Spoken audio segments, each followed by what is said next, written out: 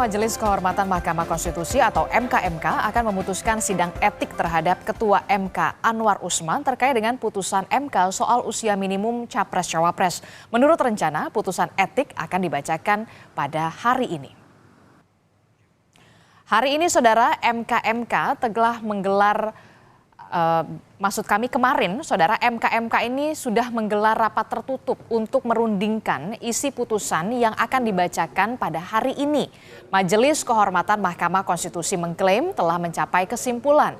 Sebelumnya, Ketua MKMK Jimli Asidiki menyebut draft putusan sudah disiapkan, namun isi rinciannya masih dirundingkan. Ketua Sekretariat Majelis Kehormatan Mahkamah Konstitusi Fajar Laksono, Saudara, kemarin pagi ini mengonfirmasi soal rapat internal MKMK untuk merundingkan isi putusan di hari ini. Rapat internal berlangsung secara tertutup. Rencananya, Saudara, kemarin pada pukul 9 waktu Indonesia bagian Barat.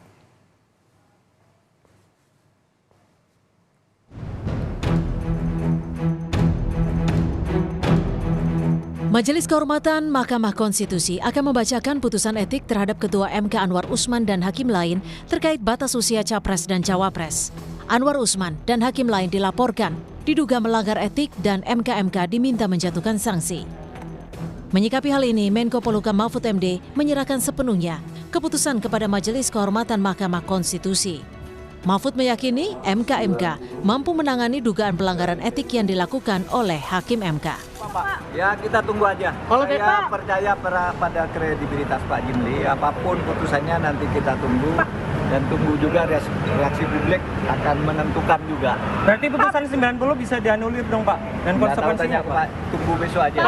Sebelumnya putusan MK soal batas usia Capres-Cawapres yakni seorang kepala daerah terpilih dalam pilkada yang belum berusia 40 tahun dapat didaftarkan sebagai Capres-Cawapres menuai kontroversi.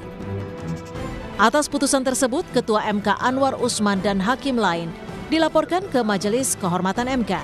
MKMK telah memeriksa para hakim MK terlapor dan akan membacakan putusan etik pada Selasa 7 November 2023. Lalu bagaimana dengan jelang putusan MKMK tentang dugaan pelanggaran etik hakim MK? Kita sudah terhubung dengan jurnalis Kompas TV, sudah ada Tifal Solesa di Gedung MK Jakarta. Selamat pagi Tifal. Tifal, kita betul-betul menanti putusannya Majelis Kehormatan Mahkamah Konstitusi. Jadi pukul berapa akan dimulai dan tahapannya akan seperti apa? Jelang pukul 7 pagi tadi saya mengonfirmasi kepada Ketua Sekretariat Majelis Kehormatan Mahkamah Konstitusi Fajar Laksono dan ia memastikan bahwa pembacaan putusan dari Majelis Kehormatan MK atas dugaan pelanggaran etik yang sudah dilaporkan oleh para pelapor akan dibacakan keputusannya nanti di ruang sidang pleno Gedung Utama Mahkamah Konstitusi Republik Indonesia pada pukul 4 sore nanti. Pada pukul 16 waktu Indonesia bagian Barat, majelis yang dipimpin langsung oleh Ketua Jimli Asidiki yang dianggotai oleh 2 orang, ada Wahiduddin Adam selaku hakim aktif MK dan juga Bintan Saragih yang juga ikut menjadi bagian dari anggota Majelis Kehormatan akan menyampaikan putusannya untuk 21 laporan yang sudah dilayangkan dari berbagai kalangan, dari kalangan akademisi hingga kalangan koalisi masyarakat sipil. Ini nantinya akan disampaikan apakah dugaan pelanggaran etik ini terbukti atau tidak. Bila pun terbukti, apa bentuk sanksi yang akan dijatuhkan.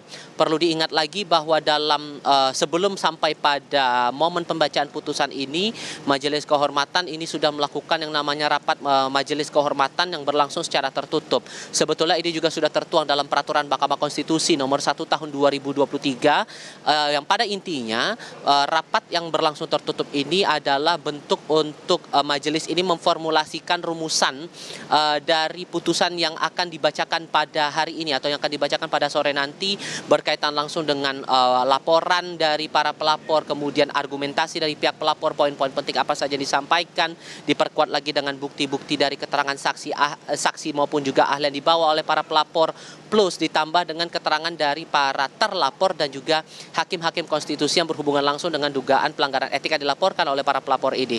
Nah, nanti rencananya kalau dari keterangan Fajar Laksono kepada saya beberapa jam yang lalu, 21 pelapor dan 21 pihak yang menjadi pelapor dalam kasus ini sudah diundang untuk hadir, begitu juga untuk para hakim konstitusi yang dilaporkan dalam dugaan pelanggaran etik ini. Nanti kita akan cermati saat sidang akan berlangsung pada pukul 16 waktu Indonesia Barat, Adisti. Oke, itu artinya kita akan kawal bersama bagaimana dengan putusan dari Majelis Kehormatan Mahkamah Konstitusi pada pukul 4 sore nanti terkait dengan putusan etik soal Ketua MK Anwar Usman. Terima kasih informasinya. Jurnalis Kompas TV Tifal Solesa melaporkan langsung dari Gedung Mahkamah Konstitusi Jakarta.